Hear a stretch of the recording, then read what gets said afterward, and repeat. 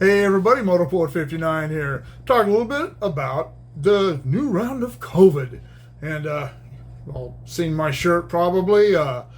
Everyone who knows me or has been following me on this or on my other channel knows that I had COVID in 2020 and it almost killed me. I was in the hospital from November 15th till December 9th. I had double or bilateral bacterial and viral pneumonia at the same time. It really did almost kill me. I lost 50 pounds. My paralyzed my vocal cords. You can go back and watch my playlist on the other channel. I don't have that playlist here, just a couple of things, but you can listen to me talk. It took months for me to get my voice back, for that to go away, and it affected every conceivable affectable part of my life. It was horrible. It was miserable. And I think about a half a dozen people, maybe a little more than that, who actually died from it. And a couple of them had underlying health issues. A couple of them didn't. They're perfectly healthy, just like I was before I got sick. And God saw fit to take them. Who knows? Who can explain all that? So I don't want anyone to think that I'm trying to make light of COVID itself, especially the first strain, which is still around. People are still getting it. People are still dying from it.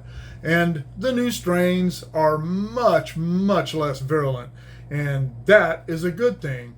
And most of the people that I know that had it didn't get very sick. Some didn't get sick at all. They just they had the senses go away. I never lost my senses. Things just tasted different, and some things still taste different.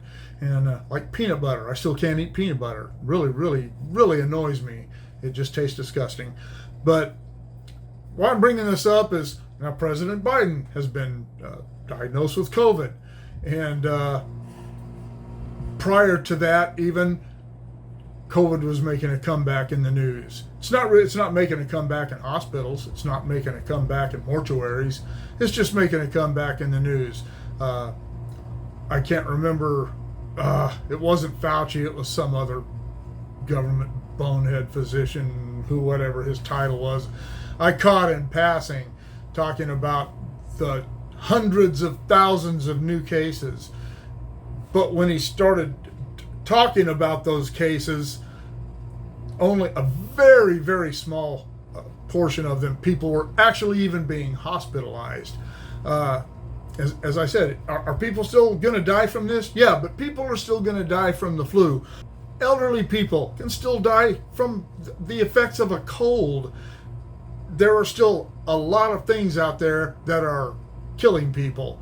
And COVID it's not going to go anywhere. It's always going to be around in one form or another, just like the flu. And to set that straight, COVID is not a form of influenza. It's not. I learned that the hard way. I learned that I learned shit in the hospital because I don't remember any of it. But it's different. But it doesn't matter. The thing is I was at my barber a couple of days ago, and we were talking about that, and I said it'll all be over as soon as the midterms happen. They need another boogeyman. The Democrats are polling horribly. Joe Biden is polling horribly. Even the Democrats don't want Joe Biden to run. Even the idiot Sandy Cortez is not saying that she'll endorse Biden if he chooses to run again. I saw her be pinned down on CNN, on a CNN piece, where they asked her would she support him if he ran again, and she just kept sidestepping the question. It was pretty humorous. But they're losing. They're losing their popularity. They're losing their base. They're always going to have the uninformed, the completely and totally uneducated and uninformed and terrified populace who believe in those boogeymen. And that is exactly what they're doing with COVID right now. They're whipping people up into a frenzy about it. And lest YouTube give me another strike for going against the grain, listen, this is probably going to get flagged by your algorithm. To the person who actually looks at this, I'm not saying COVID ain't around. I'm just saying that once again the government is going to make more of it, and the media, their media lapdogs, are going to make more of it than is there. And they're doing it for a specific reason, and that's political, and that's wrong. They should not take things, just like gun control, they should not take things like that and politicize them. Abortion, neither side should be politicizing abortion. Anybody who politicizes abortion's an asshole. I don't care. And if you don't like it, tough. That's the way I look at it. It should not be a political football. But it is. So is COVID. And the more this goes on, I think the more people are going to start realizing that. Even people on the left, even people like me who almost died from COVID, they'll realize that this is another political football, and they will keep trotting it out whenever they need to, whenever they run out of other things for people to be afraid of. I think that this whole COVID thing started a couple of weeks ago, and it wasn't gaining any traction. You just didn't see much about it. So what did they do? They want Biden to declare a climate change emergency, which he hasn't done yet. But I did a video about that day before yesterday. I can't remember now.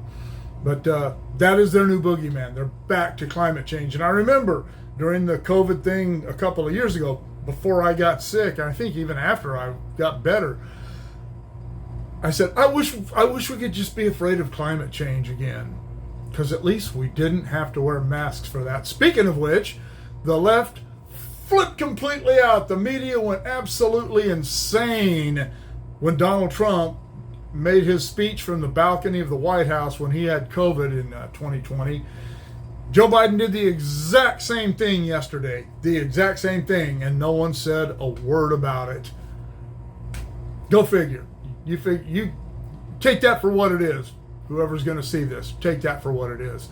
What do you think about the new COVID thing? What do you think about the new boogeyman of climate change emergency? I said, how about an economic meltdown emergency? That's what we need. Anyway, what do you think? Let me know in the comments below. Shoot me an email at motorpoet59@gmail.com. Like, share, subscribe, click on the bell if you want to be notified of future content, and we'll see you all later.